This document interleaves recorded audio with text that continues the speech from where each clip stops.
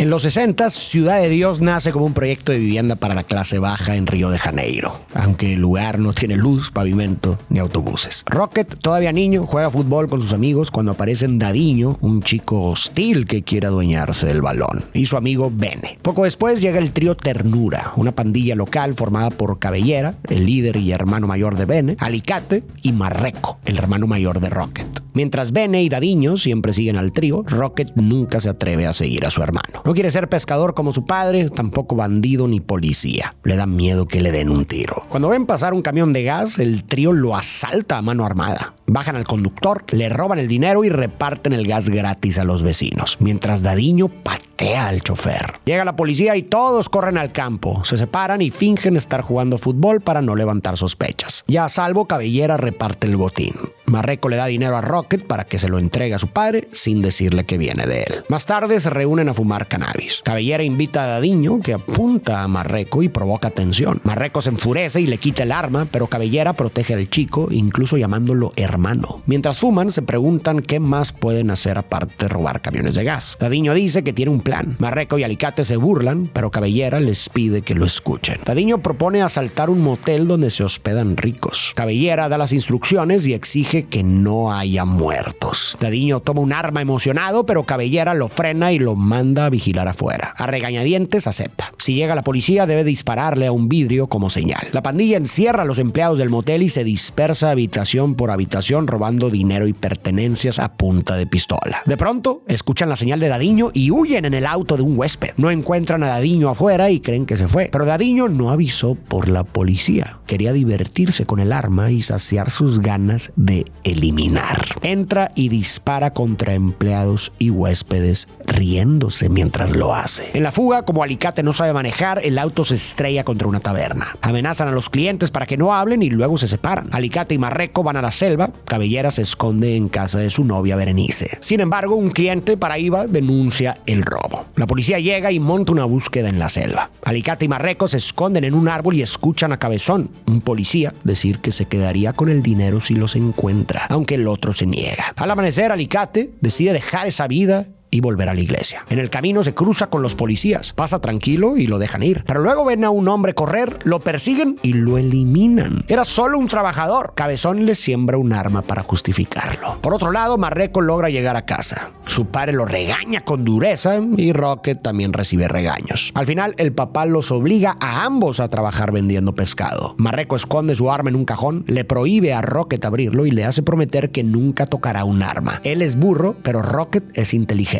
y debe estudiar. Dadinho, por su parte, desaparece un tiempo de Ciudad de Dios junto con Bene. Tras el asalto al motel, la policía patrulla la favela día y noche. Detienen gente todo el tiempo, pero nadie suelta información. Esta película está basada en una historia real. Y si queremos entenderla mejor, como ya sabes que me gusta hacer, conviene aportar un poco de contexto y de historia sobre el entorno donde se desarrolla las favelas. Las favelas en Brasil surgen a finales del siglo XIX. En 1897, tras la Guerra de Canudos, un conflicto entre el ejército brasileño y un movimiento popular de carácter socio-religioso liderado por Antônio Conselheiro, muchos soldados pobres regresaron a Río de Janeiro sin recibir el pago ni las tierras prometidas. Ante la falta de vivienda, comenzaron a ocupar un cerro cercano al centro de la ciudad. Ahí construyeron casas precarias y llamaron al lugar Morro da Favela. Y así nace la primera favela, y con el tiempo la palabra favela pasó a designar a los asentamientos populares construidos informalmente. Sin embargo, la gran expansión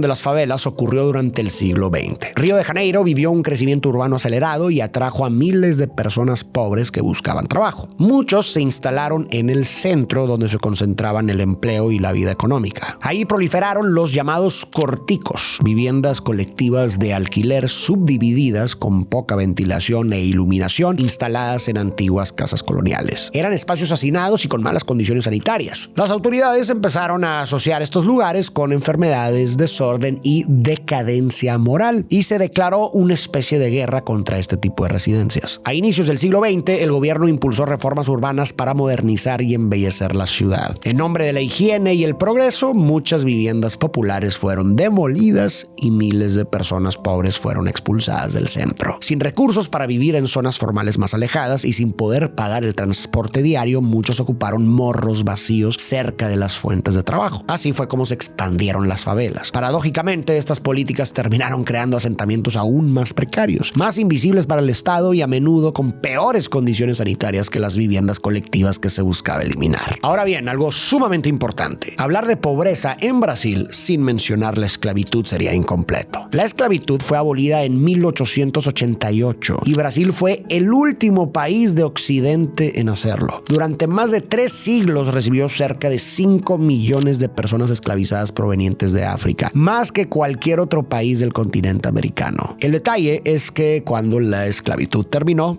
no hubo políticas reales de integración. No hubo reparto de tierras, no hubo indemnizaciones, ni acceso garantizado a trabajo, educación o vivienda. Muchísimas personas liberadas tuvieron que empezar desde cero, en desventaja frente a sectores que ya acumulaban riqueza, y con el tiempo, una parte importante de esta población terminó concentrándose en zonas empobrecidas, incluidas las favelas. Fíjate en esto, aunque la población afrodescendiente y mestiza no es minoría en Brasil, sí está sobrerepresentada en las favelas. Según el Instituto Brasileño de Geografía y Estadística, en el censo de 2022 se registraron 12.300 favelas y comunidades urbanas donde viven más de 16 millones de personas, que es alrededor del 8.1% del país, y el 72.9% de sus habitantes se declaran negros. En cuanto a la favela Ciudad de Dios, siguiendo la misma lógica de ordenar y embellecer la ciudad, en los años 60 se construyó como un proyecto habitacional para reubicar a población pobre removida de otras zonas de Río. ¿Y cómo es que la violencia y el crimen se apoderan de este tipo de lugares?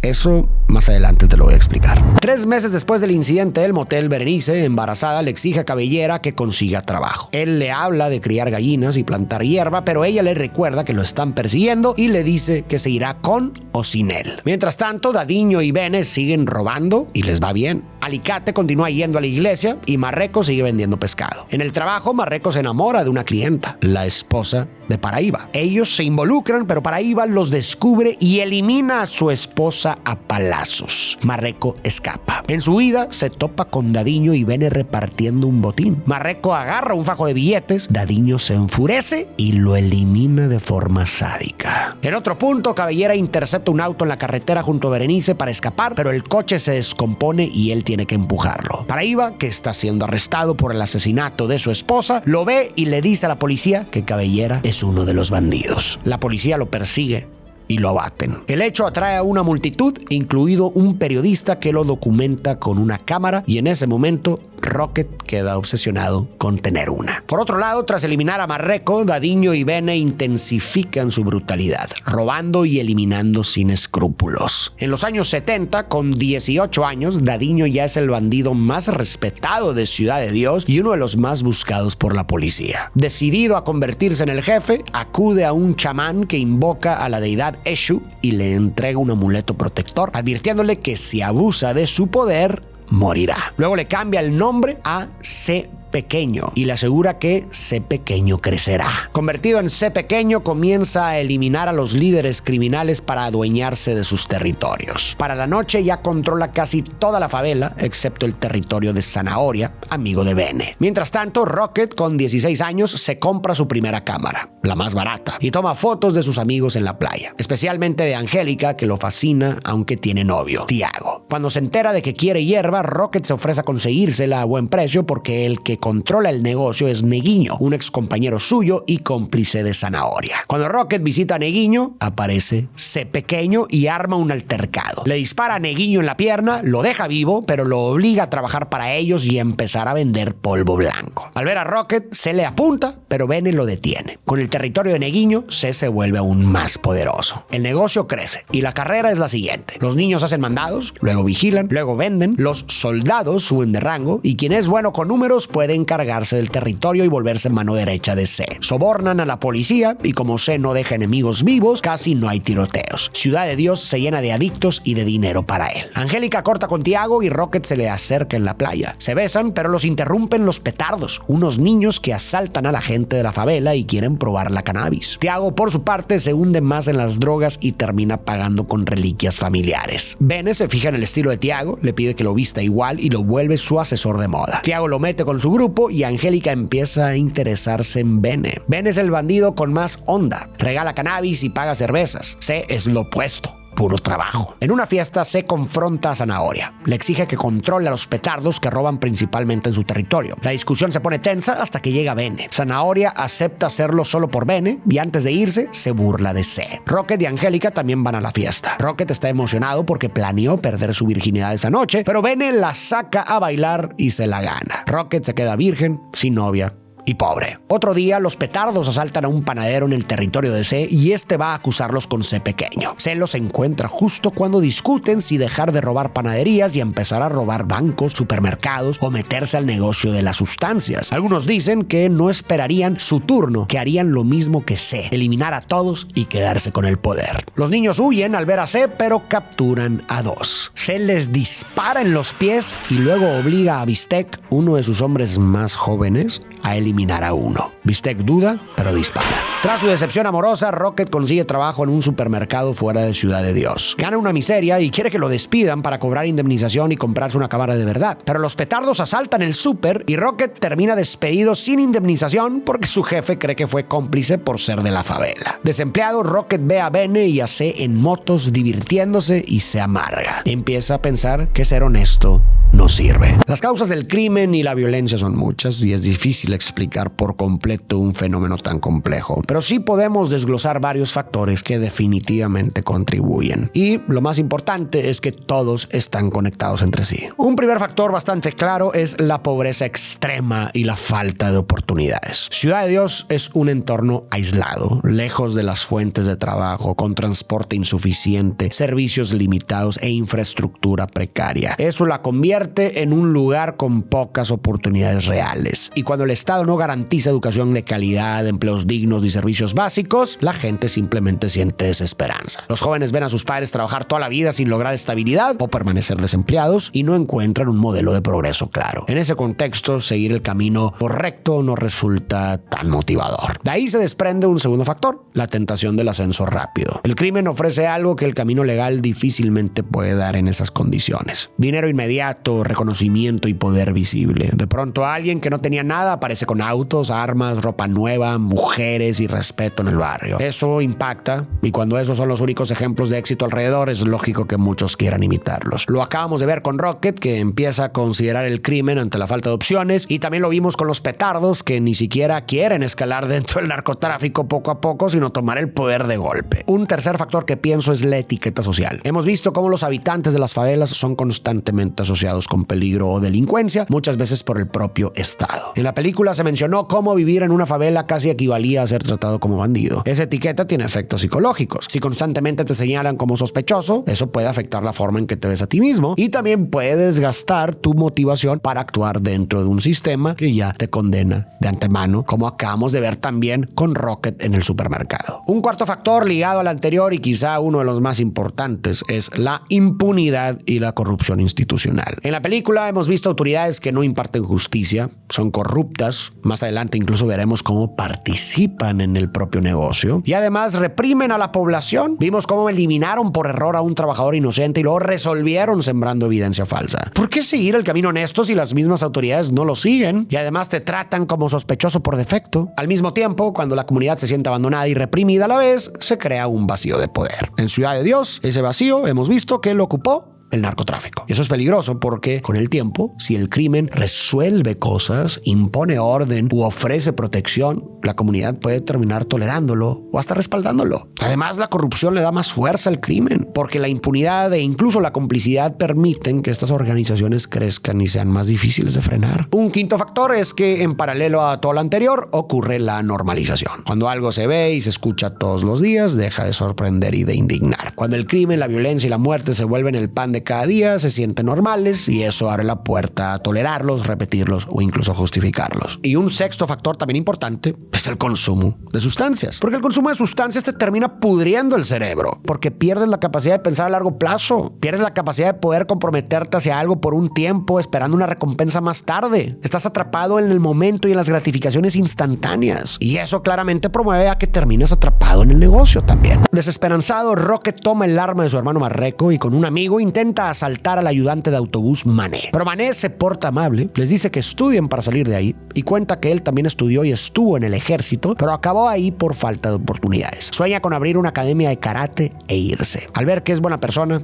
Rocket desiste. Luego intentan robar una panadería, pero tampoco lo hacen. Terminan conversando con la cajera, que coquetea con Rocket y hasta le da su número. Después, Neguinho elimina a su mujer por celos y la favela se llena de policías, lo que enfurece a C, que está por eliminarlo. Bene lo detiene y solo le pide a Neguinho que se vaya. C le reclama a Bene por ser demasiado bueno y le dice que cuando se calme todo, atacarán a Zanahoria. Bene solo le responde que mejor se busque una novia y se va con Angélica. Ella le propone a Bene irse juntos a una granja. Bene, demasiado bueno para seguir de bandido, acepta y organizan una fiesta de despedida. Bene es tan querido que logra reunir a todos, bandidos, vecinos y hasta religiosos. C pequeño, que nunca ha bailado, intenta sacar a una chica, pero ella lo rechaza porque viene acompañada. Enseguida va con Bene para pedirle que no se vaya con Angélica, a quien llama loca. Dice que por esa piraña va a perder todo lo que conquistaron. Bene la defiende y le explica que se va porque para C todo el mundo es una rata. Lo quiere mucho, pero ya no puede seguir así. En la pista se ve a la chica que lo rechazó con su acompañante, Mané, y a punta de pistola lo obliga a desnudarse frente a todos. Mientras tanto, Bene compra una cámara y se la regala a Rocket. Rocket se emociona hasta que C intenta quitársela. Forcejean y en medio del caos, Neguinho dispara para eliminar a C, pero termina eliminando a Bene. C queda devastado. Angustiado, Neguinho va con Zanahoria a confesarle lo ocurrido y Zanahoria lo elimina al instante. Sin Bene, sabe que está condenado. Esa noche, se reúne a sus hombres para atacar a Zanahoria. En el camino, vuelve a encontrarse con la mujer y Mané. Por orgullo, se abusa de ella, obligando a Mané a mirar. Es momento de analizar a este personaje tan despreciable. Desde que se nos presentó de niño, C ya mostraba tendencias hostiles, agresivas y un deseo de poder. Quería adueñarse del balón a la fuerza y durante el asalto al camión de gas fue él quien pateó al conductor con una violencia innecesaria. Desde ahí se notaba un cierto disfrute en el sometimiento del otro. Ya explicamos el contexto violento en el que crece y eso influye en su personalidad. Sobre su entorno familiar, la película no muestra mucho, así que no podemos afirmar nada con certeza. Aún así, es razonable pensar que pudo haber negligencia, abandono o incluso violencia doméstica, factores que encajan con ese contexto y que podrían haber contribuido a formar esa personalidad. Pero además de todo esto, da la impresión de que sus actitudes también nacen de una inseguridad interna muy fuerte. Una pista la da incluso el nombre que adoptó, C pequeño. En el fondo parece sentirse pequeño, sin valor, y por eso busca poder y ejerce violencia sobre los demás para no sentirse así. Además, con quienes más convivía desde niño se la pasaban haciéndolo menos. Alicate y Marreco se burlaban de él constantemente. Si alguien ya se sentía poca cosa por dentro y encima lo trataban como poca cosa, y además veía que el líder criminal, Cabellera, era respetado por la comunidad y por otros jóvenes, en un entorno donde manda la ley del más fuerte, no es difícil imaginar cómo pudo nacer su obsesión por convertirse en el jefe y la forma violenta en la que empezó a imponerse. Y esta lectura de un C que por dentro se siente pequeño también se refuerza con su relación con las mujeres y con su reacción ante el rechazo. C no se había acercado a una mujer hasta la fiesta de despedida, después de que Bene lo empujó a hacerlo. Y vimos cómo cuando por primera vez invitó a una chica a bailar, ella lo rechazó por una razón válida que ni siquiera tenía que ver con él. Fue un rechazo normal, pero C lo vivió como una humillación. ¿Y cómo respondió? Incapaz de procesar esa frustración, fue con Bene y empezó a hablar despectivamente de Angélica. Ahí lo que hizo fue desplazar el coraje del rechazo hacia otra mujer. Es un mecanismo bastante común, si te fijas, detrás de muchas actitudes misóginas. Algunos hombres con un ego bastante frágil interpretan el rechazo como un ataque personal y terminan generalizando ese resentimiento hacia las mujeres en su conjunto como si todas fueran responsables. E inmediatamente después vimos que C vio a la chica con Mané y decidió humillarlo. ¿Por qué? Porque Mané tenía la validación de esa mujer y eso lo hizo sentirse menos frente a él. Entonces necesitó degradarlo para recuperar una sensación de superioridad. Esa es otra reacción bastante común. Algunos hombres como él, cuando se sienten rechazados o insuficientes, intentan devaluar a otros hombres que sí reciben atención de las mujeres para no sentirse menos. Al final, todo esto revela cómo C se ve a sí mismo. Su inseguridad lo mantiene en una comparación constante con los demás hombres y, como necesita estar arriba a toda costa, recurre a la humillación y a la violencia para no sentirse inferior. El detalle es que esa falta no se cura con poder. Siempre va a existir alguien que lo desafíe, que no lo admire o que no le tenga miedo. Eso es insoportable para C. Por eso necesita eliminar a Zanahoria y a Mané, que no lo respetan en lo absoluto. Al final, esa misma falta interna que lo empujó a buscar poder y control sobre Ciudad de Dios será la que terminará sellando su destrucción. C pequeño se arrepiente de no eliminar a Mané, va a su casa y lo reta a salir. Mané quiere enfrentarlo, pero su familia lo detiene. Su hermano menor sale con un cuchillo, intenta atacarlo, apenas le hiere el brazo a C y lo acribillan. Después, C y sus hombres rafaguean la casa y eliminan a un tío. Herido del brazo, C decide dejar a Zanahoria para después y se retira. Zanahoria se entera, llega con Mané y le da un arma para que se vengue. Mané persigue a C y dispara con tal determinación que C y sus hombres se aterrorizan y huyen, aunque Mané alcanza a eliminar a uno. C, muerto de miedo, manda a Bistec a ofrecerle a Zanahoria un trato. Si eliminan a Mané, él no tocará su territorio. Pero Mané escucha todo. Zanahoria intenta reclutarlo. Mané se niega porque lo suyo es personal. Solo quiere a C. Mané le dice a Bistec que está arruinando su vida, que solo es un niño. Bistec responde que ya fuma, aspira, ya robó y ya eliminó. Ya es un hombre. Mané se une a Zanahoria con una condición: no eliminar inocentes. Pero tras 2 asaltos a bancos para conseguir dinero y armas, rompe su regla y elimina a un guardia. Finalmente, la guerra entre pandillas estalla. Lo que iba a ser una venganza rápida se convierte en guerra. La favela, que ya era un purgatorio, se vuelve un infierno. Rocket decide irse y así empieza su carrera como periodista, desde abajo. Mientras tanto, Ciudad de Dios queda partida en 2. La gente de un lado ya no puede cruzar al otro ni para visitar a un familiar. Y los habitantes terminan acostumbrándose a vivir así. Conforme muere más gente, más jóvenes quieren pertenecer a uno u otro bando. Incluso llegan niños pidiendo armas para vengarse de algo que les hizo a alguien del otro lado y se las dan. Después de un año, parece que nadie recuerda cómo empezó todo. El objetivo de ambos termina siendo el mismo: quitarle el territorio al otro para tener más dinero y más armas. En un enfrentamiento, Bistec cae abatido. Mané se conmueve y le cierra los ojos. Pero en ese momento le disparan y queda herido. Como la guerra ya llegó a la prensa y está bajo los reflectores, la policía interviene. Arrestan a Mané y lo llevan al hospital. Luego lo entrevistan en televisión. Él dice que ya murió demasiada gente inocente y que la policía no le hace nada a C. Su rostro aparece en los periódicos. C se enfurece al ver que todos hablan de Mané y nadie lo menciona a él. Entonces decide difundir una foto para mostrar lo temibles que son. Usa la cámara que le quitó a Bene, pero como nadie sabe manejarla, Thiago le pide a Rocket que les tome la foto. C y sus hombres posan armados hasta los dientes. Después de la sesión, C le permite quedarse con la cámara. Rocket le pide ayuda a un colega para revelarlas, pero la imagen termina en manos de una periodista y sale como titular. Rocket entra en pánico y la confronta, pero ella lo calma, le paga y le ofrece comprarle más fotos si vuelve con material de C. Incluso le dan una cámara mejor. Ahora es momento de analizar un poco a Rocket. Vimos cómo desde chico siempre fue tranquilo, introvertido y bondadoso. A diferencia de su hermano Marreco o de C, nunca se sintió atraído por el crimen. Al contrario, esa vida le daba miedo. Y me parece que ahí pudieron influir varias cosas. Para empezar, los castigos fuertes de su padre. Vimos cómo su padre castigaba duramente a Marreco por delinquir y a veces Rocket también terminaba pagando, incluso sin haber hecho nada. Siendo el más chico, es posible que esos castigos reforzaran su miedo a involucrarse en el crimen. También está la influencia de las pocas figuras que dentro de ese entorno intentaron empujarlo hacia otro camino. El propio Marreco, a pesar de estar metido en el delito, en algún momento disuadió a Rocket y le insistió en que siguiera estudiando porque era inteligente. También Mané, cuando Rocket intentó robar, los animó a estudiar para poder salir de ahí. Y finalmente creo que otro elemento súper importante fue su pasión por la fotografía. Si uno mira la historia con atención, podrá notar que Rocket siempre estaba un poco al margen de la acción. Mientras los demás robaban, corrían o disparaban, él observaba. Y esa posición encaja perfectamente con su personalidad, que es más reflexiva y cautelosa. Cuando vio al fotógrafo por primera vez, parece que encontró algo que conectaba con esa forma de ser.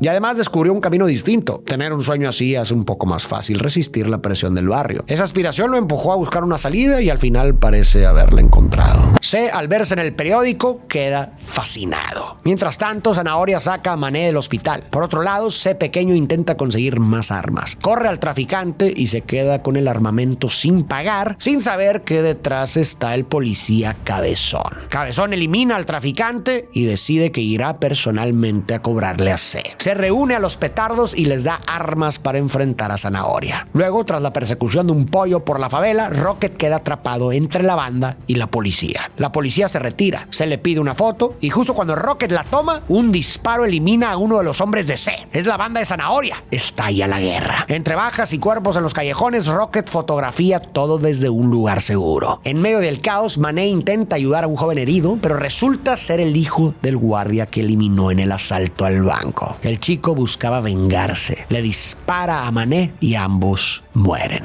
La policía llega, captura a C y a Zanahoria y los suben a una patrulla. Rocket los sigue y logra fotografiar a Cabezón y sus hombres cobrándole a C toda su fortuna para dejarlo libre. De inmediato aparecen los petardos. Acribillan a C y celebran que el territorio ahora es suyo. Rocket lo registra todo, incluso el cuerpo. Luego duda qué foto entregar al periódico, la del soborno o la del cadáver. Por miedo a represalias policiales, entrega la de C muerto. La imagen se vuelve titular y aunque casi lo eliminan por ella, a Rocket solo le dan una especie de práctica pagada. Al final, los petardos hablan de sus próximos asesinatos como si fuera un juego y Rocket cambia su nombre a Wilson Rodríguez. Rocket logró colarse por una grieta del sistema, logró salir. Eso hace que su historia sea aún más impresionante. Todo en su entorno jugaba en su contra y aún así se aferró a su sueño y eligió un camino diferente. Historias como la suya son las que deberían celebrarse y valorarse, no las de los líderes criminales que muchas veces terminan siendo romantizados. Pero al mismo tiempo, la película dejó claro que eso no fue la norma, sino la excepción. Rocket y en cierto modo Alicate consiguieron escapar, mientras que Cabellera, Bene y Marreco también intentaron algo diferente, pero la bestia los atrapó y a la mayoría de niños y jóvenes simplemente los devoró. Por eso celebrar a Rocket no debe hacernos ignorar el sistema que hace que los Rockets sean la excepción y no la norma. Mientras las condiciones que desglosamos antes y muchas otras que seguramente se nos escaparon se mantengan iguales, el ciclo se repetirá generación tras generación. Eso es lo que muestra la película, si te fijas, todo es cíclico. Jóvenes que heredan pobreza material y un horizonte limitado, que crecen en calles violentas, abandonadas por las instituciones, donde los únicos modelos visibles de éxito son los criminales y donde la ley que manda es la del más fuerte. Muere Cabellera y aparece ese pequeño, más violento. Muere ese pequeño y surge un grupo nuevo, los petardos, más joven y aún más violentos. Mientras las condiciones estructurales no cambien, podrán capturar o eliminar a algunos líderes, pero otros ocuparán su lugar y en el fondo nada va a cambiar realmente. Cuando un sistema produce miles de Cs pequeños y solo unos pocos Rockets, el problema está en las condiciones que hacen que salir sea tan difícil. Rocket encontró una grieta por donde escapar, pero mientras esas condiciones no cambien, muchos otros seguirán quedándose atrapados dentro.